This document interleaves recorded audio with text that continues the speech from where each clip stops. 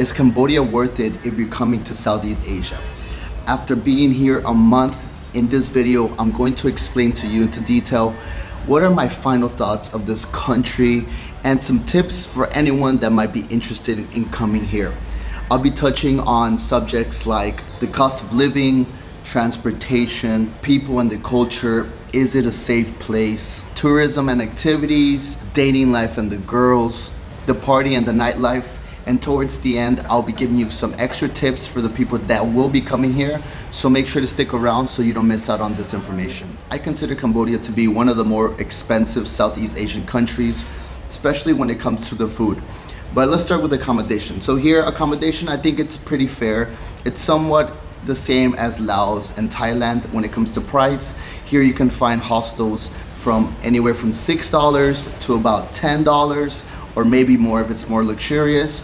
And for hotels, you can find hotels anywhere between $12 and up. Obviously, if you're gonna be staying somewhere luxury, you can get hotels for about $40 to $50, but they're really, really nice and really comfortable. Where you will probably be spending most of your money is on the food. So here in Cambodia, they do have local food, but it's a bit difficult to find. So most of the time you end up eating a lot of Western food or international food, because here it's very diverse in that sense. Mostly a meal can cost you anywhere from like $6 to up to $10, $12. I've seen meals for up to $30 actually if you're eating like a nice steak. But what is good and cheap is the alcohol. That's the good thing. Here you can find alcohol extremely affordable. I find it to be just as cheap as Vietnam, or a little bit more expensive, but not too much. And the beer here, actually, they produce one of the nicest beers that I've had is the Anchor beer. I really like it. And here you can find draft beers for 50 cents, 75 cents. So if you're a beer drinker, you'll definitely like Cambodia because of that. Now, getting around Cambodia is actually pretty easy and simple. They have the normal apps where you can book a Grab. Actually, here they don't have scooters, they have tuk-tuk. So you can book a tuk-tuk on these apps. You can use Grab or Pass app, which are the two main ones. And a 5-minute to 10-minute ride could cost you anywhere from $1 to max maybe $2.50. So it's really easy and cheap to get around. Also, if you're looking to travel around Cambodia, you can catch a lot of the buses that they have available here. The one that I recommend is called the Giant Ibis. I'll leave the website down in the description. Basically, you can book it through the website, you can pay through the website, and I made videos on this bus before. It's very comfortable, it's very big, it has Wi-Fi, it has aircon.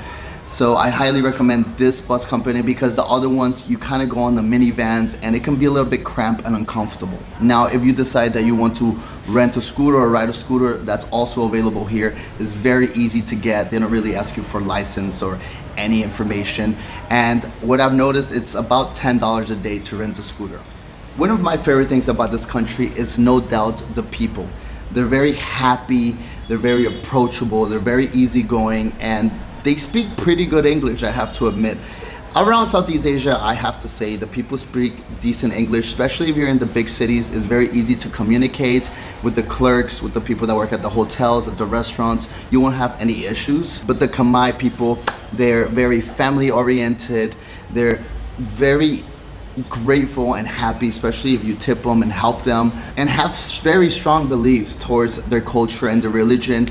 As a matter of fact, some of the ways that I can tell if a country is accepting to foreigners is TikTok. I post on TikTok, and if my TikToks do well, then that means that the people in the country are really nice and really welcoming.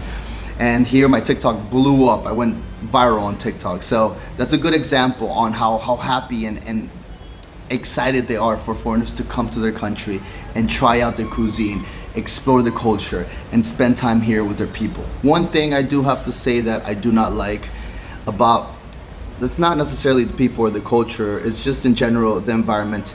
The tuk-tuk drivers are very annoying. They continuously bother you. Oh, do you want tuk-tuk? Do you want tuk-tuk? So that's something I don't like. And also, they really exploit the children. So that you'll see children selling a lot of food or little accessories, and I guess they have no choice, but they're very upfront and they're very like willing to like sell you something. Please buy me something, please buy me something. I know it's just desperate times, but just beware of that. It can be quite of a culture shock, and you at the beginning you can help the people, but then if it's happening every day, you can't be helping everyone. Now this is something that I have to admit, it's probably one of the worst countries in Southeast Asia to deal with. It's pretty unsafe out here. Not in the sense that someone's gonna pull out a gun on you or a knife, but I got robbed here on my first day.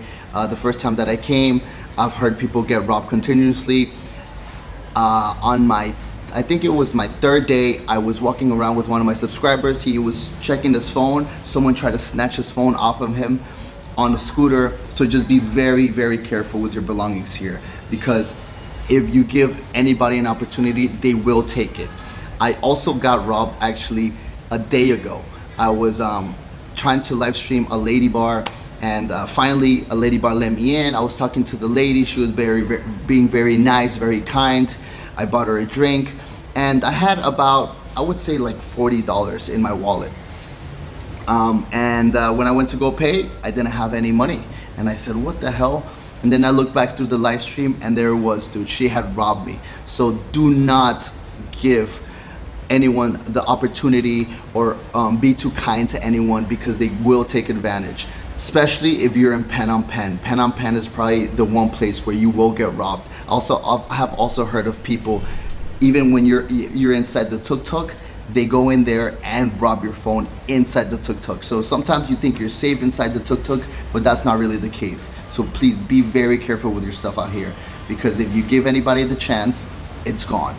Cambodia is full of culture, history, temples, beautiful, beautiful golden temples everywhere. So here, the activities and tourism are amazing. I think one of the best tours that I've ever done, I did it in Kampot. The nature over there is amazing. You also have great beaches. So if you go down to Korong, you have the islands, which are just incredible. One of the most beautiful islands I've ever been on. In Siem Reap, you have Angkor Wat, which is just incredible, and it's known all over the world. So here, there's so many activities and tours for you to do. And sometimes, for example, you only get a month. So I feel like a month is not even enough to be able to explore and do all the possible tours that are available here in Cambodia. But anything that you do, I guarantee it's gonna be well worth it. Since I've been traveling all over Asia, I haven't been in Cambodia for almost a year, and I really forgot how beautiful the girls are here. You know, I have to say, it's one of the most beautiful Asian girls I have seen. They're all very slim. They're a little bit more dark skinned than the usual Asian girls like from Vietnam, but they're very beautiful in the facial features. They're very kind, and they speak actually pretty good English here, especially if you're speaking to the younger ones. They're also very fun and easygoing and open-minded. When I was in the Khmer New Year, oh my God, dude, I must have kissed, I lost count how many girls, because they were all just so happy, and here they love foreigners. So if you're a foreigner, you definitely stand out, and you have more chances and opportunities with them. Now, where to meet them?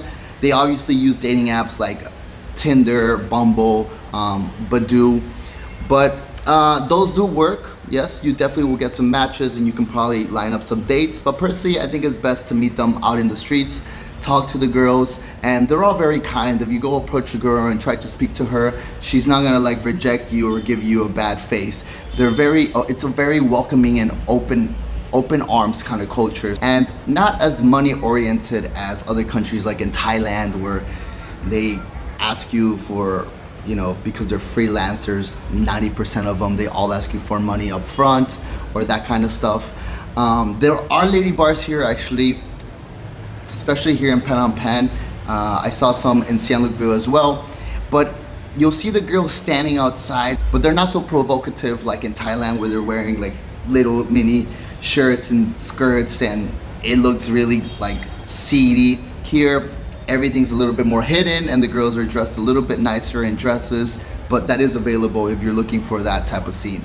Oh God, the party here, man, it is wild. I've had the funnest times out here, especially just the beginning of my trip was the Khmer New Year in Siem Reap. Craziest thing I've ever seen. These people know how to celebrate New Year's.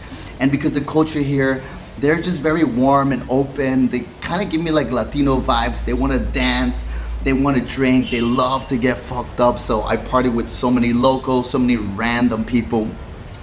And also here at the hostels, they do have that party hostel environment, which in some places in Southeast Asia you don't find. So when you check into a hostel, they have beer pong, they have drinking games, they have pub crawls.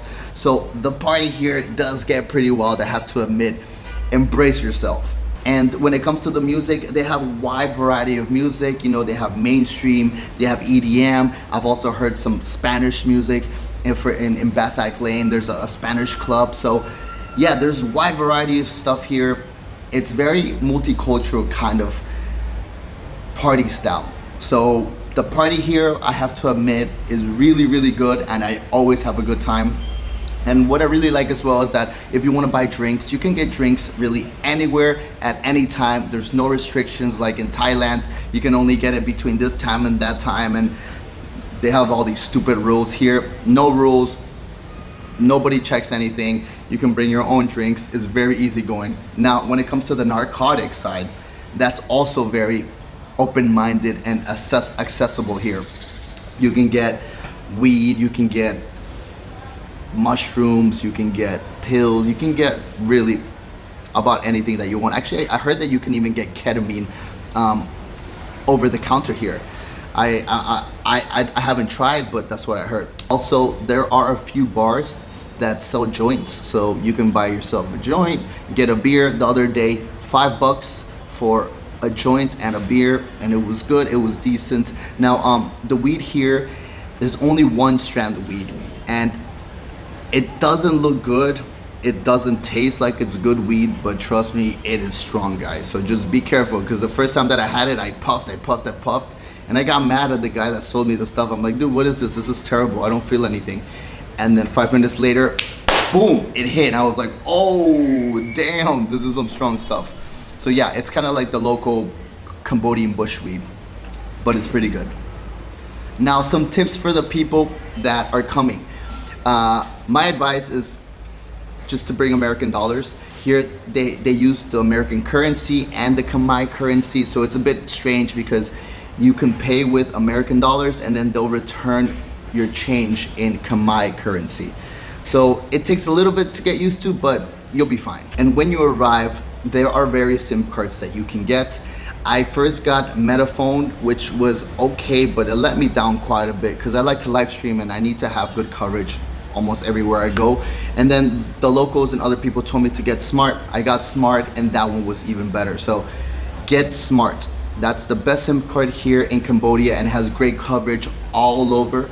And you can download the app where you can top up your SIM card if you need more data or minutes, but it's fairly cheap. And plus, everywhere you go, there is Wi-Fi, so you won't have any issues. I think you would just have to pay a 1-month payment. I do have to say though that sometimes the internet here is not too good, so if you're trying to upload a YouTube video, for example, in some of the hostels, it would take like 2 to 3 hours. So the upload speed here in Cambodia is not the best, but still it's bearable. It's bearable. As long as you're not relying to work online, like doing Zoom calls or teaching online English, I think you'll be okay. But if you are doing that, you just gotta make sure that you find a right spot to be able to do that, because the internet can be up and down in some areas, especially the islands. And the islands, I literally had no internet for about 60 to 70% of the time. So just keep that in mind. But yeah, overall, I have to say I had a great time in Cambodia, just like the last time that I was here. And I do recommend this country. I do recommend you guys come here. Just be careful with your things. But other than that, you really enjoy your time. You will have a lot of fun. I do want to continue making these videos for every single country that I travel to, just to give you guys a little bit of information and a recap on how the country was. So if I missed out on any information that you would like me to add in my upcoming videos in the other countries, please comment it down below and let me know. And also, I take a lot of time making these videos. I put a lot of effort, so the least thing that you can do is just subscribe and hit the like button for me. Please, please, I would really appreciate it. Today, we're gonna be leaving to Thailand, so that's our next destination. and we're gonna be traveling the islands, a little bit of the south. So it's gonna be incredible. It's gonna be amazing. So make sure to subscribe to CRIS Travels. Let's go on more adventures, and I'll see you on the next one. Cristian Rodriguez.